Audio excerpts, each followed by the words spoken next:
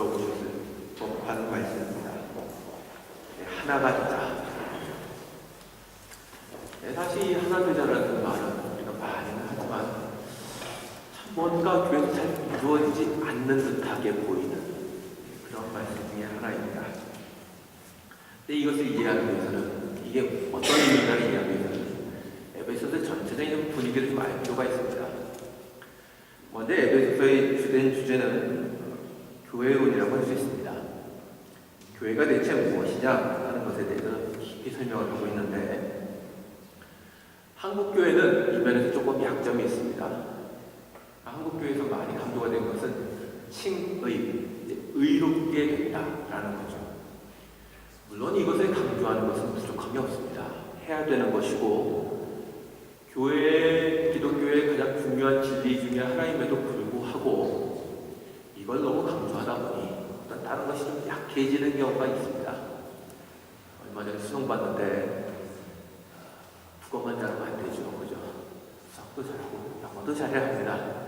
그래야 좋은 대학 가죠. 똑같이 여러 가지 진리를 우리가 골고루 좀 섭취할 필요가 있는데, 한국 교회는 교회가 무엇이냐에 대해서 조금이 약했던 면이 있습니다. 오늘은 좀 생각해 보겠습니다. 그럼 교회가 무엇인가? 에베소서가 얘기하는 교회의 시작은 하나님의 부르심과 택함입니다. 그래서 1장을 한번 가봅시다. 1장입니다. 1장 4절입니다. 제가 한번 읽겠습니다. 보십시오. 곧 창세전에 그리스도 안에서 우리를 택하사 우리로 사랑 안에서 그 앞에 거룩하고 흠이 없게 하시려고 그 기쁘신 뜻대로 우리를 예정하사 예수 그리스도로 말미암아 자기의 아들들이 되게 하셨다라고 말씀하시므로, 바로 우리 성도, 그리고 성도가 모인 교회의 시작과 출발점은 바로 하나님의 선택과 부르심이다, 이렇게 얘기합니다.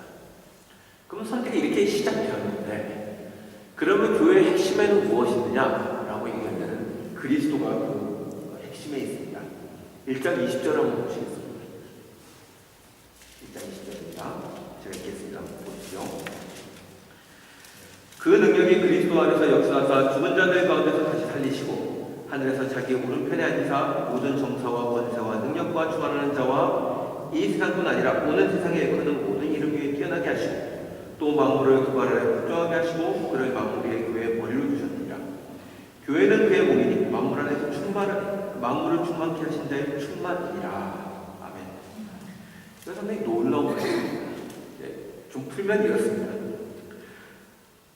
그 능력, 하나님의 능력이 그리스도에게 역사하여 그를 부활시켜 하늘 보좌우편에 앉히셨습니다. 사도신경에서 고백하듯이 우리 주 예수 그리스도께서는 지금 하늘 보좌우편에 앉아 계십니다. 그럼 도대체 보좌우편에서 뭘 하고 계시느냐? 고생하셨어요. 쉬고 계십니다. 그게 아니라 지금 교회의 머리로 계시다, 교회를 충만케 하시는 일을 하고 계신다라고 하시는 것입니다. 그러니까 지금에 있는 여러분들이 지금에 있는 모든 예배라든가 교회 모든 역사들은 여러분들이 하나님을 향하여 내 의무를 행한다고 할지 모르지만 성경은 그 자체가 그리스도께서 교회를 충만케 하시는 역사다, 은혜를 충만히 부어 교회를 풍성케 하시는 역사다, 이렇게 얘기하고 있는 것입니다. 그래서 22절에 보시면 교회의 머리로 그리스도께서 계신다고 합니다. 그리고 교회는 그의 몸이다, 이렇게 설명하고 있습니다. 교회의 머리는 목사도 장로도 아닙니다. 혹은 요사이 어떤 사람들이 얘기하는 것처럼 성도들이 모든 일을 모여서 결정하니 성도들이 교회의 머리가 될 수 있지 않느냐, 그렇게 보일 수도 있습니다. 그러나 성경은 그렇게 얘기하지 않습니다. 교회의 머리는 그리스도 한 분뿐입니다. 이 외에는 다 그 그리스도 하시는 일을 돕는 자들에 불과합니다. 우리는 그리스도를 머리로 한 그분의 몸입니다. 이것이 그리스도와 그분의 성도들이 누리는 영적인 교통입니다. 우리는 예수와 연합하여 그분으로부터 구원을 받고 예수와 연합하여 거룩해집니다. 이 교회는 그리스도와 연합한 그분의 성도들이 모인 곳입니다. 그러면 그리스도와 교회가 연합했다, 이렇게 뭐 얘기하면 되지, 굳이 머리라는 말을 쓰는 이유가 뭐냐라고 할 때는 그분으로부터 교회가 받아 누리는 모든 생명과 진리가 나오기 때문입니다. 교회는 스스로 생명과 진리를 만들어내지 않고 그리스도께 받아 누리는 곳입니다. 그것이 교회입니다. 그러니까 교회는 그리스도께 잘 붙어있는 것이 최고의 사명입니다. 뭘 자꾸 해서 만들어내는 게 아니라 그리스도께서 명하시고 주신 것들을 무엇인지를 잘 파악하여 그 안에서 기뻐하며 그 일을 계속해 나가는 것이 바로 교회의 사명입니다. 그래서 교회를 그분의 몸이라 하는 것입니다. 여기서 어떤 결론이 나오냐면 교회 성도들이 그리스도 안에서 하나다라는 결론이 나오는 것입니다. 이게 설명되는 게 바로 에베소 2장입니다. 봅시다. 짧게 넘어가겠습니다. 2장 14절부터 18절 한번 보시죠. 제가 읽어보겠습니다. 그는 우리의 화평이시니라. 둘로 하나를 만드사 중간에 막힌 땅으로 치고 원수된 것 곧 의문에 속한 계명 율법을 자기 밑으로 펴셨으니 이는 이 둘로 자기의 안에서 한 세 사람을 지어 화평하게 하시고 또 십자가로 이 둘을 한 몸으로 하나님과 화목하게 하려 하심이라. 원수된 것을 십자가로 소멸하시고 또 오셔서 먼데 있는 너에게 평안을 전하시고 가까운 데 있는 자들에게 평안을 전하셨으니 이는 저로 말미암아 우리 둘이 한 성령 안에서 아버지께 나아가 받게 하려 하심이라. 그때 나오는 게 둘입니다. 둘이 뭐겠습니까? 쉽게 말씀드리면 넘어가는 의미에서 짧게 설명을 드리면 에베소 교회 안에 아니면 그 당시 있는 초대교회 안에 있는 이방인 기독교인들과 유대인 기독교인들을 뜻합니다. 예수를 믿음으로 말미암아 하나님의 과거에는 하나님의 백성이 아니었지만 들어온 새로운 이방인 기독교인들과 유대인 기독교인들을 둘이라 이렇게 표현하고 이 둘을 십자가 안에서 하나로 묶으셨다 지금 이렇게 얘기하는 것입니다. 그러니까 당시에는 이제 이 두 부류의 기독교인들이 충돌이 많았습니다. 유대인 기독교인들은 이방인 기독교인들을 무시했고 이방인 기독교인들은 유대인 기독교인들을 제가 상상해 본 건데 잘난 척한다고 싫어했을 것 같습니다. 하여튼 그 충돌이 있는데 지금 바울께서는 너희 둘이 십자가에서 하나로 묶였다. 교회의 머리가 그리스도이신데 이 그리스도를 믿음으로 다 들어오지 않느냐. 그러므로 너희들이 서로 구별하지 말고 한 몸을 이루어라. 지금 이 얘기를 하고 계시는 것입니다. 그렇습니다. 우리는 조상도 틀리고 혈통도 틀리고 얼굴 색깔도 다 다르지만 서로 그리스도와 연합하여 구원을 받았습니다. 그러므로 우리는 하나다라고 말하는 것입니다. 여러분이 사실은 믿으시죠? 네. 이 그리스도 안에서 하나라는 신령한 진리가 교회에서 적용되는 것이 쉽지가 않아 보입니다. 왜냐하면 항상 교회는 충돌과 다툼이 있기 때문에 그렇습니다. 제가 중학교 2학년 때부터 교회를 다녔습니다. 신앙생활을 했는데 제가 다녔던 교회에 표가 5년 동안, 그러니까 중2, 고3을 다 합쳐서 5년 동안 표가 뭐였느냐면 하나되자였습니다. 5년 동안을 하나 되려고 했는데 하나가 잘 안 돼서 굉장히 힘들어했습니다. 그리고 제가 신학교를 가고 그 교회를 잠시 떠났다가 한 7, 8년 뒤에 다시 교회에 오더니 그때도 표가 하나 되자였습니다. 12년 동안 하나가 안 돼서 이제 난리를 치고 있는 겁니다. 이건 도대체 왜 이렇게 교회는 하나가 안 될까요? 제 기억에도 있습니다. 장로님과 목사님과 집사님들이 회의를 하는데 목사님이 무슨 얘기를 하면 장로님들이 반대하고 장로님들이 무슨 얘기를 하시면 집사님들이 반대하고 서로 반대해서 제가 큰 시험에 들었던 적이 있었습니다. 도대체 왜 교회는 하나가 되지 않는가? 이게 저 전도사가 되고 신학교에 가서도 큰 어떤 문제였습니다. 유학 와서 깨달은 게 하나 있습니다. 그걸 말씀드리려고 합니다. 과연 이 하나됨이라는 게 도대체 무슨 의미인가? 아마도 우리는 이 하나됨이라는 것에 대해서 조금 오해하고 있는 듯합니다. 하나 되었다. 모든 사람들이 일사불란하여 눈빛만 쳐다보아도 서로가 이해를 하고 말 한마디만 해도 서로 손을 붙잡고 이게 감격에 젖는 것은 하나 되었다고 생각할 것 같습니다. 그러니까 1년에 한 번밖에 안 되죠. 언제요? 수련회 가서 3일째 되는 날 저녁 집회를 해야 비로소 하나가 잠깐 됩니다. 그때 다 회개하고 목사님 잘못했습니다. 서로 이러고 나서 스트레스로 다 똑같아지죠. 다시 하나가 깨지는 겁니다. 과연 이런 것이면 여러분 어떻게 된 것입니까? 오늘 본 에베소서 4장을 다시 한번 봅시다. 1절부터 3절입니다. 제가 한번 읽겠습니다. 보십시오. 그러므로 주 안에서 갇힌 내가 너희를 권하노니 너희가 부르심을 입은 부름에 합당하게 하여 모든 겸손과 온유로 하고 오래 참음으로 사랑 가운데 서로 용납하고 평안에 매는 줄로 성령이 하나 되게 하신 것을 힘써 지키라. 여기서 주의해서 보실 것은 바울 선생님은 너희가 하나를 이루어라 라고 말씀하시지 않습니다. 왜요? 교회는 하나거든요. 아까 말씀드린 대로 여러분들이 예수를 구주로 고백하는 순간, 그래서 여러분들이 예수 그리스도와 영적인 연합을 이룰 때 이미 우리 모두는 하나가 되었습니다. 이건 뭘 해서 우리가 이룰 수 있는 것이 아닙니다. 하나님이 묶으셔야 되는 문제인 것입니다. 그러면 우리가 체감하던 이미 하나가 되었는데 이 하나 된 것을 너희가 지켜야 된다 이렇게 말씀하시는 것입니다. 그러니까 이제 이 말씀은 좀 고민이 되죠.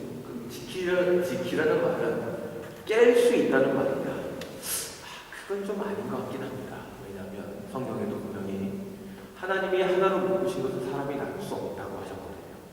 그러니까 사람이 우리가 어차피 나중에 천국 가면 다 한 몸이 이룰 것인데 그것이 여기서 깨졌다가 다시 하나가 되느냐?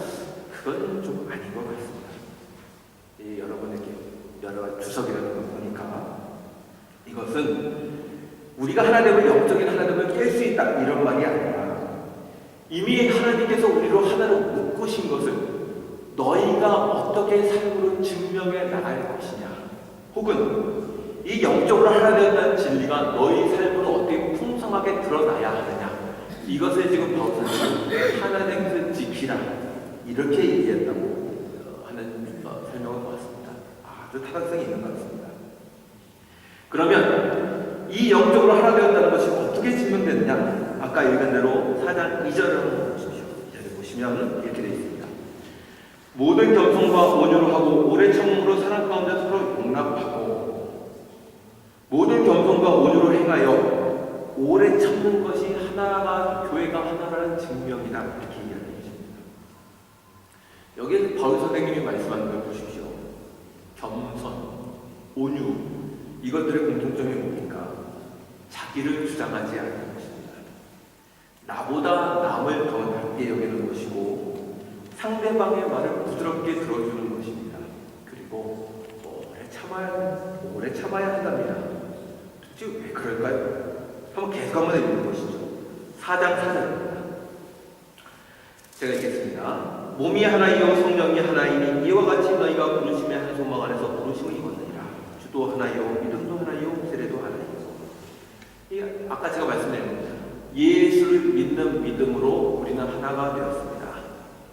그런데 이 말을 뒤집으면 교회에 모인 성도들은 예수를 믿는다는 신앙 외에는 같은 것이 하나도 없다는 얘기도 됩니다. 그죠? 이건 우리가 하나로 묶인 근거가 없는 것입니다. 그러니 교회는 의견 충돌이 있을 수 있고 논쟁이 있을 수밖에 없습니다. 이게 이상한 것이 아닙니다. 당연한 것입니다.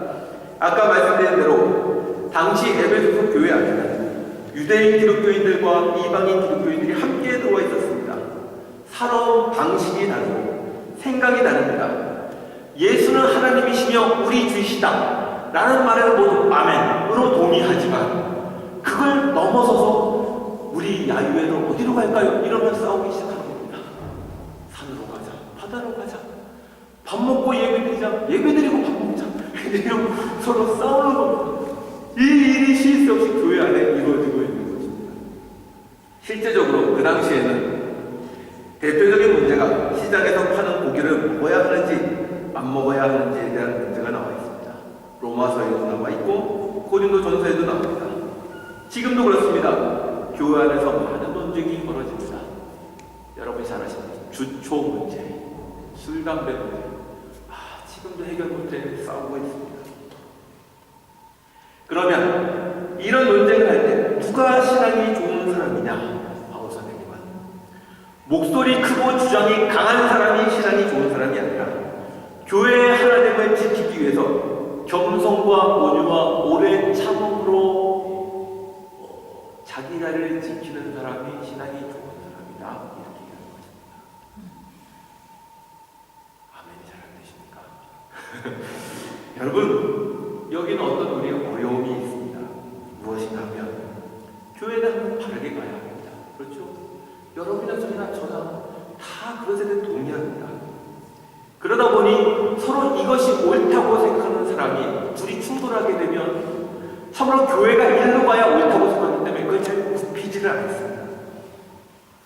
옳고 그른 것을 당당히 판단해주고 가려야 한다고 생각합니다. 그런데 겸손과 온유와 오래 정말 말하면 마치 교회가 함부로 가는 것을 방치하라는 얘기냐? 그게 아닙니다. 한 장을 넘겨봅시다. 4장 11절입니다. 4장 11절부터 13절 봅시다. 제가 한번 읽겠습니다. 그가 혹은 사도로 혹은 선지자로 혹은 복음 전하는 자로 혹은 목사와 교사로 되었으니 이는 성도를 온전케 하며 봉사의 일을 하게 하며 그리스도의 몸을 세우려 하십니다. 우리가 다 하나님의 아들을 믿는 것과 아는 일에 하나가 되어 온전한 사람을 이루어 그리스도의 장성한 분량이 충만한 데까지 이르리니 라고 얘기합니다. 여기에 우리가 나와 다른 성도에 대하여 겸손하고 오래 참아야 하는 이유가 나옵니다. 그리스도의 몸을 세운다는 것은 성도를 세우는 것입니다. 성도를 희생하여 교회를 세우는 것이 아니라 행사를 위하여 성도를 소진시키는 것이 아니라 그리스도의 지체인 성도가 자라고 성장하는 것이 교회가 성장하는 것입니다. 얼마나 많은 행사를 하느냐가 아니라 좋은 성도가 있다는 것이 교회의 자랑이고 그리스도의 영광입니다. 그래서 교회 안에 있는 모든 성도가 하나님의 아들을 믿는 것과 아는 일에 하나가 되어 온전한 사람을 이루어 그리스도의 분량에 충만할 때까지 자라는 것이 교회의 목적이다 이것입니다. 이걸 위해서 뭐라면 참여합니다. 이것 때문에 참여합니다. 당장 때려잡아서 고쳐주는 것이 아니라 그가 바른 길로 갈 때까지 참아주는 것입니다. 이걸 위해 우리는 온유하고 참아야 합니다. 왜냐하면 성도가 자라야 합니다. 성도가 부족하고 모르면 너 왜 몰라? 이게 아니라 알 때까지 참아줘야 하는 것입니다. 특별히 신앙에 먼저 계시는 그리고 직분을 가지고 계신 분이 참아야 합니다. 여기 보시면 나오죠. 11절에 보면 직분을 나열해서 직분을. 근데 지금은 이제 여기에 보면 여기는 주로 목사와 교사 당시에 있는 다 가르치는 직분이었는데 지금 교회 보면 목사가 있고 장로님들이 계시고 집사님들이 계시죠.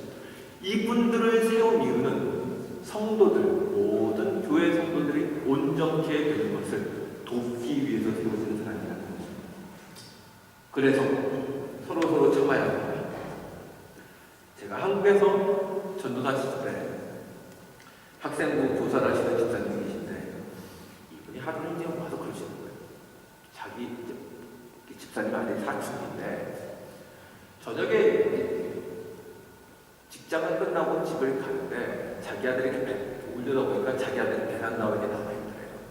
나와 있는데 밤하늘을 쳐다보면서 한숨을 툭 쉬고 있더래요. 이분이 하는 얘기가 그러시는 거예요. 아니 저놈은 아빠가 없어 엄마가 없어 밥 다 해주고 옷 입혀주고 재워주고 다 하는데 뭐가 걱정이 있다고 하늘을 보고 이제 한숨을 쉬고 있는 이러시는 거죠.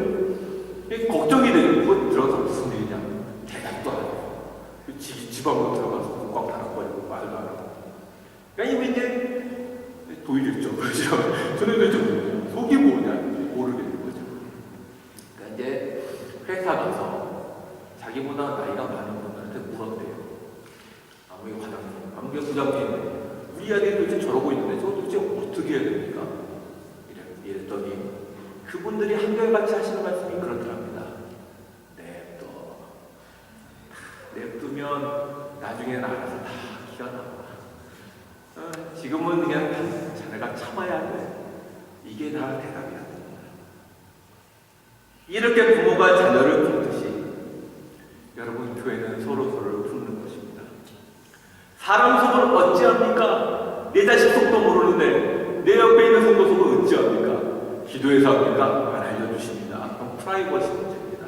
하나님 그렇게 쉽게 안 알려주십니다. 그렇게 알려주시지 않습니다. 그럼 어떻게 합니까? 참아야 되는 것입니다. 그러나 그렇게 하면 내가 그들을 향해서 타박하고 싶죠. 너 이러면 안 돼. 다른 길로 가야 돼. 이러고 싶죠. 그러나 그렇게 하면 아들을 보내어 그를 사랑하신 하나님의 사랑이 가리워집니다. 교회가 하나님의 그늘과 오래 참으심을 보이지 못하면 그가 어디에서 하나님의 사랑을 경험하겠습니까? 한마디 하고 싶은 거 꿀꺽 삼키시면 하나님이 영광을 얻으십니다. 이거 나오면 아시죠? 여러분, 우리는 한 교회 안에 있지만 서로 이해가 잘 안 됩니다. 특별히 신앙이 더 성장한 분들이 신앙이 어린 사람들을 보면 이해가 안 됩니다. 왜 저렇게 행동을 하는 거니? 행동을 하는 거야. 신앙이 있긴 한 거야. 있습니다. 있으니까 나오죠. 적어도 예배 드리지 않습니까? 성경은 판단을 하라고 하지 않습니다. 대신 온유와 겸손으로 오래 참으라고 합니다. 왜요? 우리의 머리 되신 그리스도께서 한 교회로 묶인 우리를 그분의 약속하신 데까지 끌어가시고 온전케 하실 것을 믿기 때문에 그렇습니다. 이것은 그냥 모든 것이 잘 될 거야, 걱정하지 마 라는 낙관에서 나온 말이 아닙니다. 우리를 위하여 죽으신 그리스도라는 보증을 손에 쥐고 있기 때문에 할 수 있는 것입니다.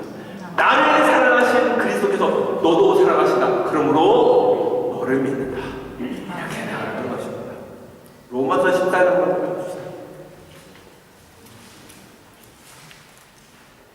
이 말씀을 한번 읽어보고 봅시다.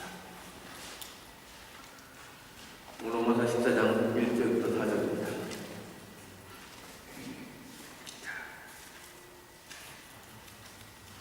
한 절씩 교독하도록 합시다. 14장 1절부터 4절입니다. 1절을 적어드리겠습니다. 믿음이 연약한 자를 너희가 받되 그의 의심하는 바를 비판하지 말라.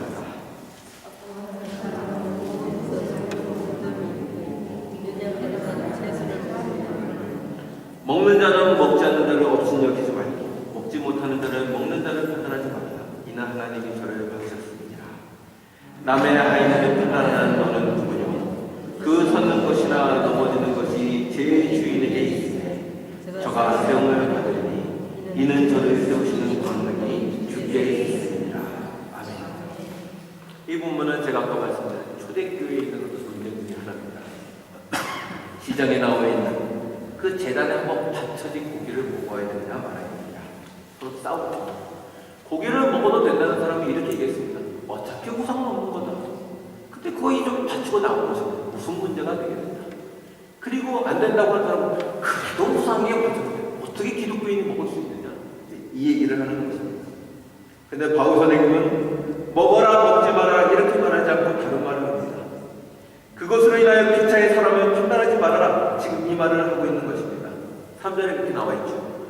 먹는 자는 먹지 않는 자는 저 신앙이 없는 자는 어떻게 우상이 어디에 있다고 이렇게 업신여기지 말고 먹지 않는 자는 먹는 자는 어떻게 그리스도인이 제사 음식을 먹을 수 있어 이렇게 판단하지 마라 이것입니다.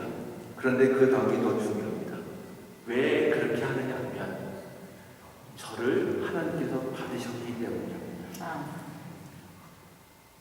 남의 일에 신경 쓰지 마라 이 말이 아니고 지금 저 사람이 신앙이 연약해 보인다고 할지라도 그는 하나님께서 붙으시는 성도다.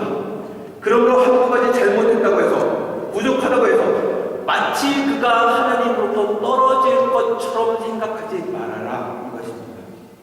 우리는 교회 안에서 성도들의 연약함과 부족함을 봅니다. 어쩔 때는 신앙인이 왜 저래? 이런 생각도 듭니다. 그러나 함부로 저가 신앙이 없는 것처럼 하나님께서 떨어뜨릴 것처럼 판단하지 마라 이것입니다. 왜요? 그리스도께서 나를 붙잡아 나를 이만큼 성장시키신 것처럼 저 사람도 성장시키실 것이다 이것입니다. 아멘. 개인적인 얘기를 좀 하겠습니다. 저는 불교 집안에서 태어났습니다. 놀랍죠? 아까 말씀드린 대로 중1 때까지 독실한 불교 신자였습니다. 했다가 중2 때 여자친구 한번 만나고 교회 갔다가 이 지경까지 왔습니다.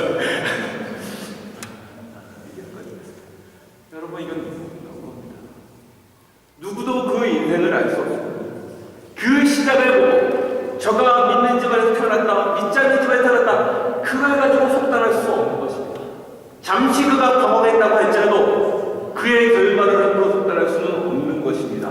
왜요? 자기 아들을 주어 바꾼 사람인데 하나님께서 그를 포기하시겠습니까? 그러므로 교회의 머리 되신 그리스도께서 모든 성도를 온전하신 분야까지 자라게 하신다는 그 믿음을 붙잡고 서로를 세워줘라 이것입니다. 내 은혜 부족하다고 그리스도의 은혜가 없는 것이 아니다. 함부로 말하지 말아라.